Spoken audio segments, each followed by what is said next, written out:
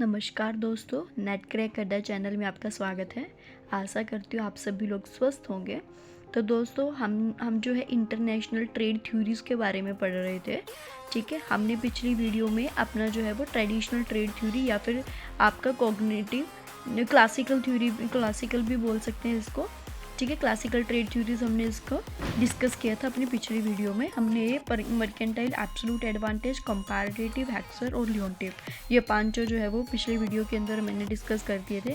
अगर आपने वो वीडियो नहीं देखी है तो पहले जाकर उस वीडियो को देखना, फिर उसके बाद आप जो है मॉडर्न अच्छे से समझ पाएंगे। ठीक है, तो आज का जो मेरा टॉपिक है, आज इस वीडियो में हम पढ़ेंगे जो मॉडर्न बेस्ड थ्योरी है। ठीक है, ये सारी इंटरनेशनल ट्रेड थ्योरीज थी, इसमें दो पार्ट्स में इसको डिवाइड कर दिया गया था, ट्रेडिशनल, इसको हम क्लासिकल भी बोल सकते हैं, और मॉडर्न। ठीक है, तो आज जो हम पढ़ेंगे वो मॉडर्न के ये पांच जो है ये डिस्कस करेंगे। ठीक है जी, तो मॉडर्न के अंदर हमारी पांच कौन कौन सी है? Country similarity theory, gravity model theory, product life cycle theory, global strategic rivalry theory और नेशनल कॉम्पिटिटिव एडवांटेज थ्योरी। ठीक है, जिसको हम पोर्टर भी बोलते हैं, पोर्टर की थ्योरी जो है ये वाली। ठीक है जी, अब जो सबसे पहले हम डिस्कस करेंगे वो डिस्कस करेंगे कंट्री सिमिलैरिटी थ्योरी। ठीक है जी, मैंने अपने हिसाब से बहुत ही सिंपल टर्म्स में, बहुत ही सिंपल वर्ड्स के अंदर इसको लिखा है ताकि आपको वो समझ में आ जाए। ठीक है, हर एक थ्योरी को आपने अच्छे से लिखना है, अच्छे से समझना है। ठीक है जी,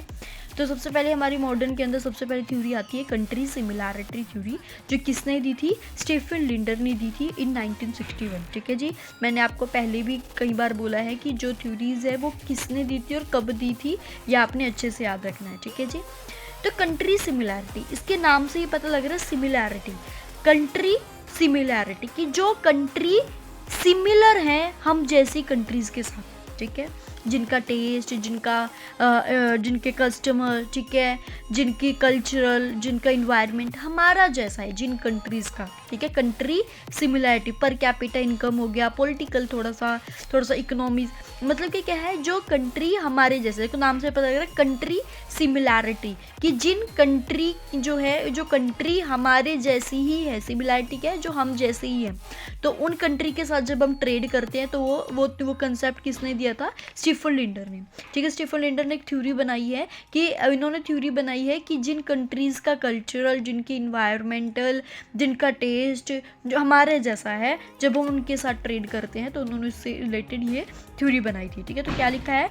country similarity on the basis of political interest, cultural, customer और इन्वायरमेंट। ठीक है, कंट्री क्या है? सिमिलर है। ठीक है, जैसे इंडिया है तो इंडिया के जैसा कस्टमर है, जिस तरह से प्रेफरेंस कस्टमर देता है किसी प्रोडक्ट को, उसका टेस्ट जो है, इन्वायरमेंट हो गया, पॉलिटिकल हो गया। ठीक है, ये काफ़ी सारे फैक्टर्स होते हैं। अगर वही किसी दूसरी कंट्री के साथ है, जो फिर हम उनके साथ क्या करेंगे? ट्रेड करेंगे। Next is developed country trade more with developed countries, के हमने देखा है कि जो डेवलप्ड कंट्री होती हैं वो ज़्यादातर ट्रेड डेवलप्ड कंट्री के साथ ही करती हैं, क्योंकि उनके टेक्नोलॉजिकल एडवांसमेंट इतनी अच्छी होती है, या जो भी फैक्टर्स होंगे, तो वो क्या करते हैं? डेवलप कंट्री के साथ मैच होगा, डेवलप्ड कंट्री डेवलप्ड कंट्री के साथ ही ट्रेड करेगा। ठीक है, nations will then trade with each other in similar but differentiated goods. ठीक है, ऐसा नहीं है कि गुड्स सेम होंगे, नहीं, गुड्स अलग अलग हो सकते हैं, लेकिन नेशन जो हमारे जैसा है, जिनकी कंट्री सिमिलैरिटी है, उनके साथ हम ट्रेड कर सकते हैं। बेसिक गुड्स अलग अलग हो सकते हैं। ठीक है, आई थिंक आपको समझ में आ गया country similarity. Next is gravity model of theory. ठीक है, किसने दी थी ग्रेविटी मॉडल? जो आपकी ग्रेविटी वाली थ्योरी थी, जैन टिनबर्गन ने दी थी इन 1962। ठीक है जी, 1962 में जैन टिनबर्गन ने दी थी ये ग्रेविटी मॉडल। ठीक है, देखो हमने बचपन में साइंस में पढ़ा होता है ग्रेविटी थ्योरी, ग्रेविटी के बारे में पढ़ा था, है ना। तो ग्रेविटी वाला क्या कहता है? लॉ ऑफ अट्रैक्शन, कि हम क्या करते हैं कि जो चीज़ हमारे जितने पास होती है वो ज़्यादा अट्रैक्ट करती है एज़ कम्पेयर जो कोई चीज़ दूर है। ठीक है, पास वाली चीज़ क्या करती है? ज़्यादा अट्रैक्ट करती है। इसी चीज़ को लेके हम ग्रेविटी थ्योरी आई है। ग्रेविटी क्या करती है कि जो कंट्री ना हमारे आसपास होती हैं, जो कंट्रीज़ हमारे आसपास है, या फिर हमारी नेबर कंट्रीज़ होगी, जैसे नेपाल हो गया, भूटान हो गया, ये हमारी कंट्री जो आसपास की हैं, तो इन्होंने बोला है कि कहीं ना कहीं उनका जो है वो दूसरी हमारी जो नेबर कंट्रीज़ है उसका अफेक्ट जो है पड़ता है, वो खिंचती हैं उस चीज़ से। ग्रेविटेट का मतलब क्या है? खिंचाव। कि जब हम कोई नया कुछ चीज़ करते हैं उसका इफेक्ट उन कंट्रीज़ के ऊपर भी पड़ता है जो हमारी नेबर कंट्रीज़ होती है, जो हमारी क्लोजेस्ट कंट्रीज़ है, ठीक है, उनके ऊपर। या देखो ना, size of economies, geographical proximity हो गया, लैंग्वेज इनकी सिमिलर होगी, वही वाले। आप बोलोगे कि मैम कंट्री सिमिलैरिटी में भी यही था, बट कंट्री सिमिलैरिटी में आपके नेबर की बात ही नहीं करेगी। कंट्री सिमिलैरिटी हो सकता है वो दूर है हमसे, बट हमारा जो हमारी जो सिमिलैरिटी है, ठीक है, हमारी कंट्री के साथ सिमिलर है, वो हो सकता है। लेकिन ग्रेविटी मॉडल ये कहती है कि जो कंट्री हमारी नेबर कंट्रीज़ हैं, जो बहुत ज़्यादा क्लोजेस्ट हैं, उनके साथ जब हम ट्रेड करते हैं, ठीक है, क्योंकि उसमें क्या होता है कि हमारा अफेक्शन ज़्यादा होता है, अट्रैक्ट ज़्यादा होते हैं, ठीक है, हमें पता लगता रहता है कि उसके टेस्ट कैसे है। कहीं ना कहीं जो हमारे नेबर कंट्रीज़ का टेस्ट, वहाँ की इकोनॉमीज़, वहाँ का जो है कहीं ना कहीं थोड़ा बहुत हमसे मिलता जुलता है, ठीक है। तो ग्रेविटी मॉडल थ्योरी के बोलती है कि जो नेबर कंट्रीज़ है या फिर जो हमारी क्लोजेस्ट कंट्रीज़ हैं, उनके साथ जब हम ट्रेड करते हैं वो क्या कहलाता है? हमारा ग्रेविटी मॉडल, ठीक है जी। Next is your product life cycle theory, ठीक है जी। प्रोडक्ट लाइफ साइकिल थ्योरी आपके रैमंड वर्नन ने दी थी 1966 के अंदर, ठीक है, प्रोडक्ट लाइफ साइकिल थ्योरी। देखो हमने मार्केटिंग के अंदर भी पढ़ा है कि प्रोडक्ट की एक लाइफ साइकिल होती है, हमने पढ़ा इंट्रोडक्शन, ग्रोथ, मैच्योरिटी, डिक्लाइन, ठीक है, सैचुरेशन, ये पॉइंट्स होते हैं। तो ऐसे ही रैमंड वर्नन जी ने बताया कि एक प्रोडक्ट की जो है एक लाइफ साइकिल होती है, ठीक है। तो उन्होंने सबसे पहले बताया है न्यू प्रोडक्ट। न्यू प्रोडक्ट क्या होता है कि जो बिल्कुल नया नया प्रोडक्ट होता है, अभी मार्केट के अंदर कोई कॉम्पिटिटर नहीं है इस टाइम पे, सिर्फ वो अकेला ही है अपनी होम कंट्री के अंदर पूरे उसमें, ठीक है, जिसने उस प्रोडक्ट को डेवलप किया है, ठीक है। न्यू प्रोडक्ट, नया प्रोडक्ट वो लेकर आया है। Next is growth.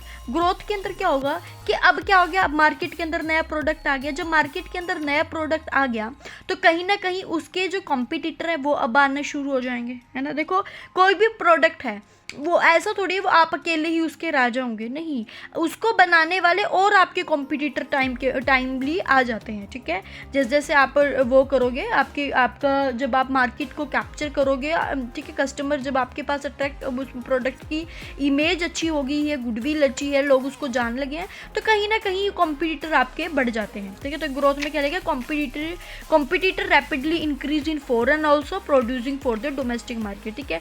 कॉम्पिटिटर बढ़ना शुरू हो गया यहाँ पर भी, होम में भी और आपके फॉरेन कंट्रीज में, क्यों, वो अवेयर हो चुके हैं उस प्रोडक्ट के बारे में, तो वो भी अब उसको कॉपी करेंगे, ठीक। ग्रोथ के अंदर क्या हुआ कि वो धीरे धीरे आपका क्या होने लग गया, अब आपके कॉम्पिटिटर आने शुरू हो गया मार्केट के अंदर, ठीक है।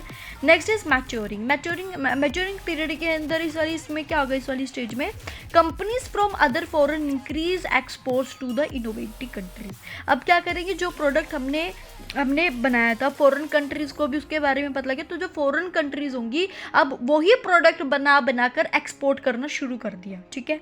एक्सपोर्ट करना उन्होंने शुरू कर दिया, तो अब क्या हुआ, बुरी तरह से कंपटीशन आपका फैल चुके हैं, आपके मार्केट के अंदर बहुत सारे कंपटीटर आ चुके हैं। नेक्स्ट इज सैचुरेशन का टाइम पीरियड क्या होगा कि जब फॉरेन कंट्रीज ने जो हमारा प्रोडक्ट था, मान लो वो ही बनाना शुरू किया और वो एक्सपोर्ट कर रही है, मतलब कि कहीं ना कहीं उन्होंने मार्केट को ज़्यादा कैप्चर कर लिया है, ठीक है। इसमें क्या बोलो, saturation, competitors product at this stage would have starting gaining its market share. उन्होंने क्या किया, मार्केट के शेयर को और बढ़ाना शुरू किया, उन्होंने ज़्यादा से ज़्यादा मार्केट को कैप्चर कर लिया, अपने डोमेस्टिक तो कर ही ली है और एक्सपोर्ट करके और भी अपनी जो आसपास की कंट्रीज हैं उनको कैप्चर करना उन्होंने शुरू कर दिया। नेक्स्ट इज डिक्लाइन क्या है, सबसे लास्ट स्टेज हो जाती है। इस वाली स्टेज में क्या होता है कि क्या करना, producing in developing countries to survive, कि सर्वाइव करने के लिए क्या करेंगे, डेवलपिंग कंट्री के अंदर ही हम अपनी प्रोडक्शन करना शुरू कर देंगे, ठीक है जी।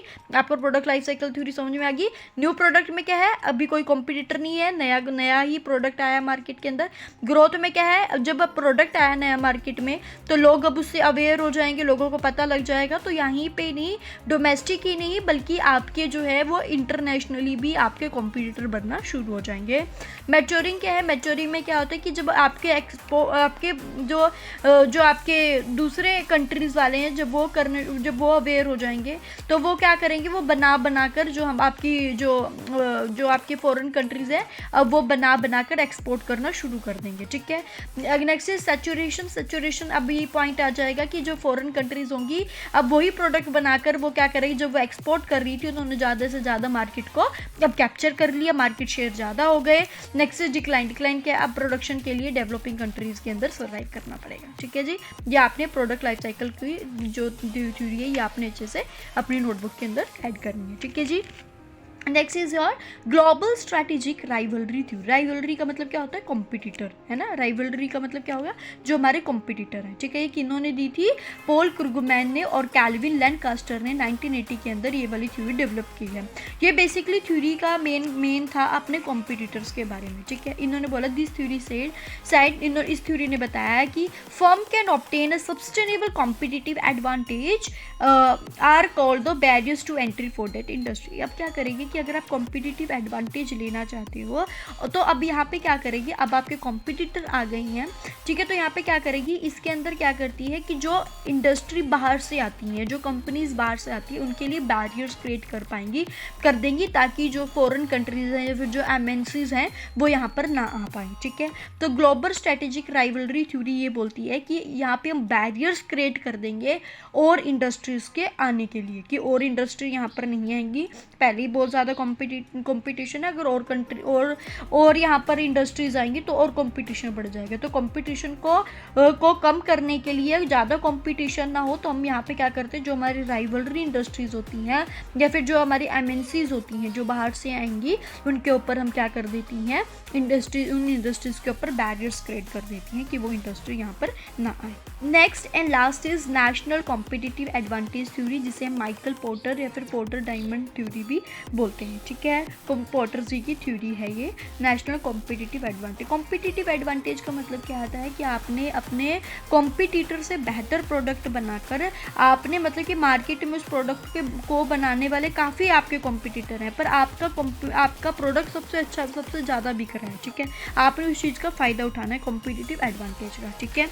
तो सबसे इन्होंने बोला है कि 4 तरीके हैं जिसकी वजह से आप कॉम्पिटिटिव एडवांटेज ले सकते हैं। सबसे पहले क्या होता है, फैक्टर कंडीशन।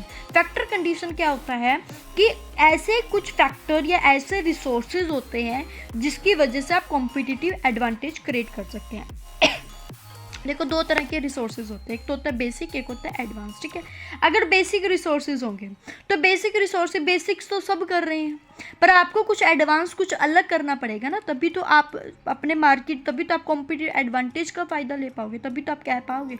जब आप दूसरों से अलग कर पाओगे तभी तो आप मार्केट के अंदर टिक पाओगे। जब आप मतलब इंटरनेशनली रन कर रहे हो या फिर आप अपने इंडिया के अंदर ही रन कर रहे हो, ठीक है, तो आपको क्या है, आप क्या बल्कि एक प्रोडक्ट को बनाने वाले काफ़ी सारे पर्सन होते हैं, पर अगर आप मार्केट में टिकना चाहते हो तो आपको कुछ एडवांस, कुछ अलग टाइमली जो है वो करना पड़ेगा, ठीक है।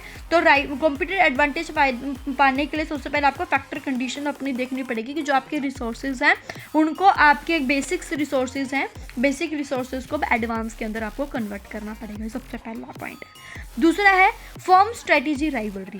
देखो कंपटीशन होना भी है, कंपटीशन होना भी ज़रूरी है। मान लो आप क्लास में हो, ठीक है, अगर आपके क्लास में आपका कोई कॉम्पिटिटर ही नहीं है, मान लो आपके क्लास में 3-4 बच्चे हैं, ठीक है, और सभी ठीक है पढ़ने में, मतलब ऐसे ही है, बस आप हो, आप किससे आपका तो कोई कॉम्पिटिटर ही नहीं होगा। मतलब कि एक हेल्दी कॉम्पिटिशन होना ज़रूरी है ताकि आपके माइंड में रहे कि कहीं वो मेरे से ज़्यादा कुछ अलग ना कर दे, तो उससे पहले मुझे करना पड़ेगा, ठीक है। मतलब कि जब तक आपके पास एक वो इच्छा नहीं होगी कुछ इनोवेटिव, कुछ सबसे पहले करने की, तो आप कैसे उसको अपना कॉम्पिटिटिव एडवांटेज ले पाओगे। तो आपको क्या करना पड़ेगा, आपके राइवलरी जो है उनकी स्ट्रेटेजी जो है, जो आपके कॉम्पिटिटर है उनकी जो स्ट्रेटेजी है, उनकी स्ट्रेटेजी लागू होने से पहले आपने अपनी स्ट्रेटेजी, बढ़िया वाली स्ट्रेटेजी बनाकर अपने कॉम्पिटिटर को पीछे छोड़ना है, तभी आप कर पाओगे। अगर आपका कोई कॉम्पिटिटर ही नहीं होगा तो आप तो एक बिल्कुल स्मूथ उसमें आ जाएंगे कि कोई कॉम्पिटिशन है, जैसी मार्केट चल रही है, जैसा चल रहा है बिजनेस चलने दो, नहीं तो आपके अंदर कोई नया करने का आपके मन में नहीं आएगा। तो नया आप कब कर पाओगे, जब आपके माइंड में अपना कॉम्पिटिटर होगा, ठीक है। तो आपका कॉम्पिटिटर होना भी ज़रूरी है, तो एक हेल्दी कॉम्पिटिशन होगा जिसकी वजह से नया जो आप प्रोडक्ट या फिर कुछ नया आप लेकर आओगे मार्केट के अंदर, ठीक है।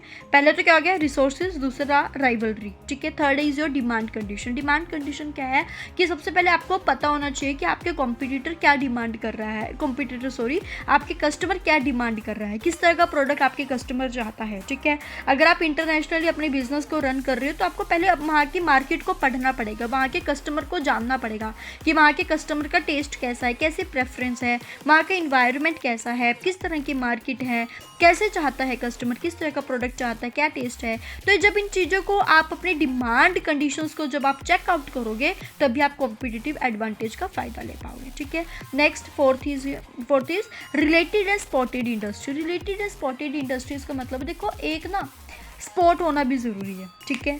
आप मान लो कोई पर्सन अच्छा कब कर पाएगा, जब उसका फैमिली की तरफ से, उसके फ्रेंड की तरफ से, या फिर उसके अंदर ऐसी मोटिवेशन पावर है, ठीक है, तभी वो कुछ अच्छा कर पाएगा, है ना। देखो फैमिली का सपोर्ट होना, फ्रेंड्स का सपोर्ट होना बहुत ज़्यादा ज़रूरी है। तो इसी वजह से क्या बोल रहा है कि जो इंडस्ट्रीज़ हमारे साथ हैं, ठीक है, मान लो कोई कॉम्प्लीमेंट्री प्रोडक्ट हो गया जो हम मिलकर कर रहे हैं, उनका जो हमारे रिलेटेड हमारे साथ है या फिर जो हमारी स्पॉटेड इंडस्ट्रीज़ हैं उनका साथ होना ज़रूरी है, ठीक है। देखो आप अकेले तो क्या ही कर पाओगे ना, एक आपका साथ होना सबसे ज़्यादा ज़रूरी है, ठीक है। तो आपका एक साथ होगा तभी आप एक कॉम्पिटिटिव एडवांटेज का फ़ायदा ले पाओगे। ये 4 फैक्टर्स जो है वो माइकल पोर्टर जी ने बताए थे। ये 4 फैक्टर्स माइकल पोर्टर जी ने बताए थे। सबसे पहले तो क्या है, आपने रिसोर्सेज को देखना है। अब अगर आपके बेसिक रिसोर्सेज आपने एडवांस लेकर जाना है, कुछ अपने प्रोडक्ट में नया लेकर आना है। अपने राइवलरी, अपने कॉम्पिटिटर को देखो वो चीज़ क्या करो, उसकी क्या स्ट्रैटेजी है, उसके अकॉर्डिंग अपनी स्ट्रैटेजी तैयार करो। Next is demand condition. Demand condition है चाहे आपने जब आप इंटरनेशनली कर रहे हो अपने बिजनेस को, तो आपके वहाँ की डिमांड को जानो, वहाँ के कस्टमर कैसे हैं, किस तरह का प्रोडक्ट वो चाहते हैं, क्या मार्केट है, क्या इन्वायरमेंट है।